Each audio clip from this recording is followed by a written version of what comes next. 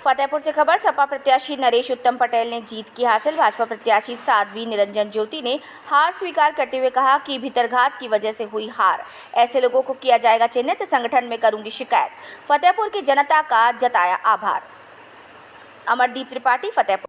सबसे पहले तो मैं जीतने वाले प्रत्याशी को बधाई देती हूँ और जो मेरे कार्यकर्ता समर्पित भाव से लगे रहे हैं और मुझे लग रहा है कि 4.5 लाख के ऊपर वोट फतेहपुर की जनता ने दिया है। इसके लिए मैं सभी कार्यकर्ताओं का और अपने मतदाताओं का आभार व्यक्त करती हूँ। भारतीय जनता पार्टी के नेतृत्व का भी आभार व्यक्त करती हूँ। शायद मुझे लग रहा है कि मुझे उम्मीद से ज़्यादा मिला है। जो परिस्थिति फतेहपुर की बनी हुई थी उससे ज़्यादा मुझे परिणाम मिला है, मैं इतना कह सकती हूँ, क्योंकि मुझे 15 दिन पहले से लग रहा था कि कुछ गड़बड़ ज़रूर है, लेकिन जो हमारा ज़मीनी कार्यकर्ता था वो तन मन से लगा रहा है। उसका परिणाम यह है कि 4.5 लाख 5 के लगभग वोट मिला है। दूसरा, मुझे ऐसा लग रहा है कि फतेहपुर में जो काम हमने शुरुआत की थी उसमें कहीं ना कहीं विराम जरूर लगा है और ऐसा लग रहा है कि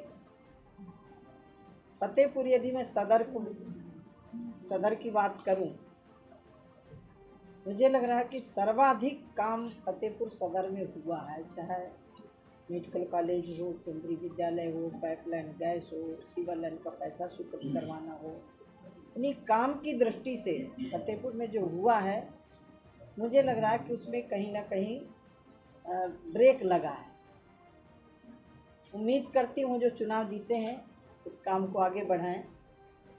मेरी उनके लिए शुभकामना है। बीते 10 वर्ष से आप सांसद रही हैं, आप फतेहपुर से क्या आप दूरी बनाएंगी? नहीं, मेरा कार्यकर्ता जो मेरे लिए खड़ा रहा, मैं क्यों दूरी बनाऊँ? मैं तो परिवार मानती हूँ अपने कार्यकर्ता को, अपने फतेहपुर वासी को।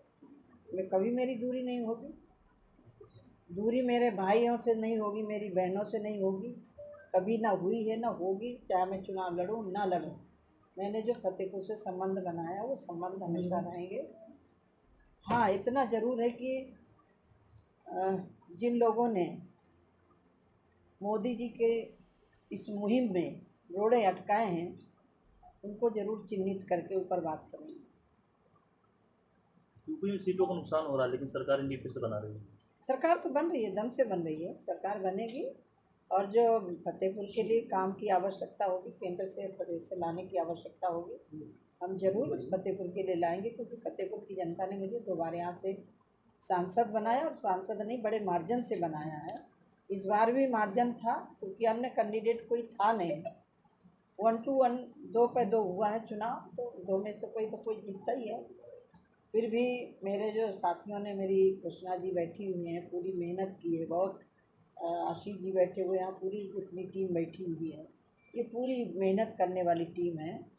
उनके लिए तो मैं सांसद नहीं रहूँगी तो भी सरकार है, सरकार के नाते जो भी संविधान बदलना और आरक्षण जैसा मुद्दा जो है, मुझे लग रहा है देखिए, ये एक जिस तरह से अफवाह फैलाई गई, माननीय प्रधानमंत्री जी ने सीधे कहा था कि संविधान में भी दूसरा जन्म लेके आ जाऊँ तो भी नहीं बदल सकते। बाबा साहब के संविधान को कोई बदल नहीं सकता है, लेकिन कभी कभी जनता का मूड है, जनता किसको चुनती है, जनता